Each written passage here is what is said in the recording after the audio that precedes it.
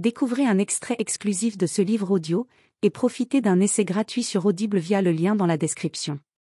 Chers auditeurs, nous vous invitons à rejoindre des milliers d'autres personnes qui ont déjà amélioré leur vie à l'aide du livre audio « Faites évoluer votre cerveau » de Joe Dispenza. Joe Dispenza a passé des dizaines d'années à étudier l'esprit humain, comment il fonctionne, comment il stocke les informations et pourquoi il perpétue sans cesse les mêmes schémas comportementaux. Dans ce livre best-seller, l'auteur montre comment le travail sur les pensées et le mental se reflète sur le plan anatomique. Êtes-vous prêt à apprendre comment le cerveau évolue, développe la capacité de se concentrer au milieu du chaos et guérisse le corps et l'esprit? Commencez votre écoute dès maintenant pour découvrir les preuves scientifiques de l'infini pouvoir de la pensée.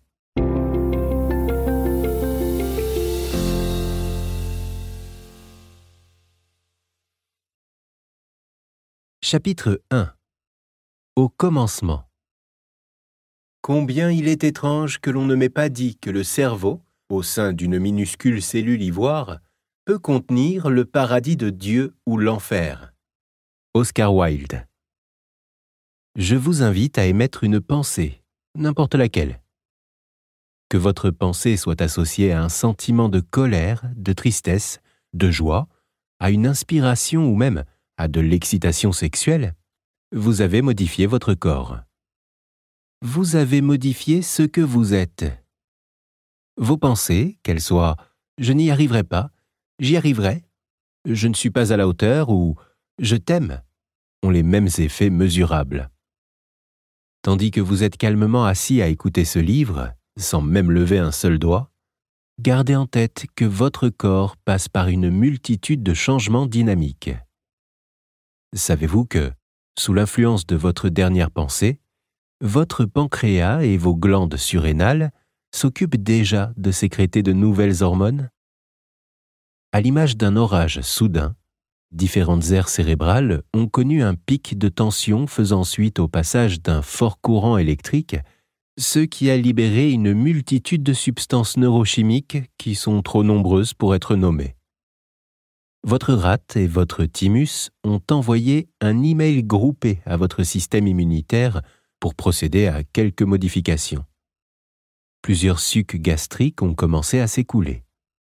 Votre foie s'est mis à produire des enzymes qui n'existaient pas quelques moments auparavant. Votre rythme cardiaque a fluctué, vos poumons ont modifié leur volume et la circulation sanguine, jusque dans les capillaires de vos mains et de vos pieds, a changé. Tout cela à partir d'une seule pensée. Voilà l'étendue de vos pouvoirs. Mais comment réussissez-vous à effectuer toutes ces actions? Nous sommes tous capables de comprendre intellectuellement que le cerveau sait gérer et réguler de nombreuses fonctions à travers tout le corps, mais quelle est notre part de responsabilité dans le travail qu'exécute notre cerveau en tant que PDG du corps? Que cela nous plaise ou non, une fois qu'une pensée est émise dans le cerveau, le reste est de l'histoire ancienne. Toutes les réactions corporelles qui sont déclenchées par nos pensées intentionnelles ou non se déroulent à notre insu. Quand on y songe, il est stupéfiant de se rendre compte de tous les effets de nos pensées, conscientes ou non. Par exemple, est-il possible que les pensées apparemment inconscientes, qui circulent quotidiennement et de manière répétitive dans notre mental, entraînent des réactions chimiques en cascade qui sont à l'origine non seulement de ce que nous sentons, mais également de la manière dont nous nous sentons? Peut-on accepter que les effets à long terme de nos pensées habituelles puissent être la cause de l'apparition d'un déséquilibre, autrement dit, d'une maladie? Est-il vraisemblable, d'un instant à l'autre, que nous conditionnions notre corps à être en mauvaise santé à cause de nos pensées et réactions répétitives? Et si simplement en pensant, nous produisions dans notre chimie interne des anomalies si fréquentes que le système d'autorégulation du corps finisse par normaliser ces singularités? Le processus est subtil, mais peut-être n'y avons-nous jamais accordé trop d'attention jusqu'à présent. Mon souhait est que ce livre vous donne des suggestions pour gérer votre univers intérieur. En parlant d'attention, j'aimerais maintenant que vous soyez attentif, conscient, à l'écoute. Entendez-vous le vrombissement de votre réfrigérateur, le bruit que fait une voiture en passant près de chez vous ou l'aboiement d'un chien au loin? Qu'en est-il de la résonance de vos propres battements cardiaques? Le simple fait de tourner votre attention sur ces situations a entraîné une surtension, un afflux d'électricité dans des millions de neurones à l'intérieur de votre tête. En choisissant d'être conscient d'autre chose, vous avez agi sur votre cerveau. Non seulement vous avez modifié son fonctionnement par rapport à l'instant précédent, mais en plus, vous avez modifié son fonctionnement par rapport à l'instant suivant, et peut-être pour le restant de votre vie. Tandis que votre attention se tourne à nouveau sur ce livre, vous modifiez la circulation sanguine dans différents endroits de votre cerveau. De plus, vous déclenchez une cascade d'impulsions, ce qui modifie les courants électriques et les détourne vers d'autres aires cérébrales. À un niveau microscopique, une multitude de neurones se sont unis uniquement pour se tenir la main et communiquer, afin de nouer des liens plus forts sur le long terme. Sous l'effet de ce mouvement de votre attention, cette structure tridimensionnelle composée de tissus neurologiques complexes qu'est le cerveau humain active de nouvelles combinaisons et séquences. Et tout cela simplement en faisant appel à votre libre arbitre, en plaçant votre attention ailleurs. En tant qu'être humain, nous sommes naturellement capables de placer notre attention sur tout ce que nous voulons. Comme nous l'apprendrons, ce qui nous définit neurologiquement est la manière dont nous plaçons notre attention, où, sur quoi et pendant combien de temps. Si notre attention est si mobile, pourquoi est-il si difficile de la maintenir sur des pensées utiles? En ce moment même, alors que vous continuez de vous concentrer et d'écouter ce livre, il se peut que vous ayez oublié la douleur que vous ressentiez dans le dos, la dispute que vous avez eue aujourd'hui avec votre patron et même à quel sexe vous appartenez. C'est ce sur quoi nous plaçons notre attention qui détermine l'évolution de notre état d'être. Par exemple, nous pouvons à tout moment repenser à un souvenir amer qui n'est gravé que dans les replis intimes de notre matière grise. Alors, comme par magie, il prend vie. Nous avons également l'option de songer à des angoisses et inquiétudes futures qui n'existent que parce que nous leur avons donné notre attention. Mais pour nous, elles sont réelles. C'est notre attention qui donne vie à toute chose et qui rend réel ce qui, auparavant, passait inaperçu ou était irréel. Croyez-le ou non, d'après les neurosciences, c'est le fait de placer notre attention sur la douleur dans le corps qui la fait exister, parce que les circuits électriques du cerveau qui perçoivent cette douleur s'activent. Si, ensuite, nous plaçons toute notre attention sur autre chose, les circuits cérébraux en rapport à la douleur et aux sensations corporelles peuvent être littéralement désactivés. Et hop, la douleur disparaît. Quand nous vérifions si la douleur est partie pour de bon, les circuits cérébraux correspondants s'activent à nouveau, ce qui nous fait ressentir une nouvelle fois la douleur.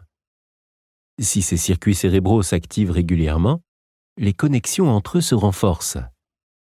Ainsi, en étant attentifs quotidiennement à la douleur, nous nous conditionnons neurologiquement à développer une conscience plus aiguë de la perception de la douleur parce que cela renforce les circuits cérébraux qui y sont associés. Ainsi, votre attention a un effet considérable sur vous. Cela pourrait être l'une des explications précisant de quelle manière la douleur et même les souvenirs lointains nous définissent. Neurologiquement, nous devenons ce à quoi nous pensons souvent et ce sur quoi nous plaçons notre attention. Les neurosciences comprennent enfin que nous pouvons influencer la structure neurologique du moi en plaçant fréquemment notre attention sur quelque chose de particulier. Tout ce qui nous compose, à savoir nos pensées, nos rêves, nos souvenirs, nos espoirs, nos émotions, nos fantasmes secrets, nos peurs, nos compétences, nos habitudes, nos souffrances et nos joies, est gravé dans le treillis vivant de nos 100 milliards de neurones. En poursuivant votre écoute jusqu'ici, vous avez modifié votre cerveau de manière permanente. Si vous avez retenu ne serait-ce qu'une information, de minuscules neurones ont créé de nouvelles connexions entre eux et cela a agi sur ce que vous êtes. Les images que ces mots ont fait apparaître dans votre mental ont laissé des traces dans la gigantesque structure neurologique qui définit votre identité, c'est-à-dire ce que vous appelez « moi ». Car ce moi, en tant qu'être sensible, est plongé et existe vraiment dans la structure électrique interreliée des tissus cellulaires du cerveau. Ce qui vous définit en tant qu'individu est la manière dont vos neurones sont spécifiquement organisés, neurologiquement reliés en fonction de ce que vous apprenez, vivez, imaginez pour vous, faites, pensez à votre sujet ou de ce dont vous vous souvenez. Vous êtes en train d'évoluer. L'organisation des neurones qui vous constitue est en perpétuel mouvement. Oubliez la notion de cerveau statique, rigide et figé. Au contraire, les neurones sont continuellement réorganisés par nos pensées et expériences. Neurologiquement, nous sommes en permanence modifiés par les stimuli sans fin du monde extérieur. Au lieu d'imaginer que les neurones sont de minuscules bâtons solides et rigides qui, tous ensemble, composent la matière grise de notre cerveau, je vous invite à les considérer comme des structures en mouvement composées de délicates fibres électriques formant un tout animé, se connectant et se déconnectant en permanence.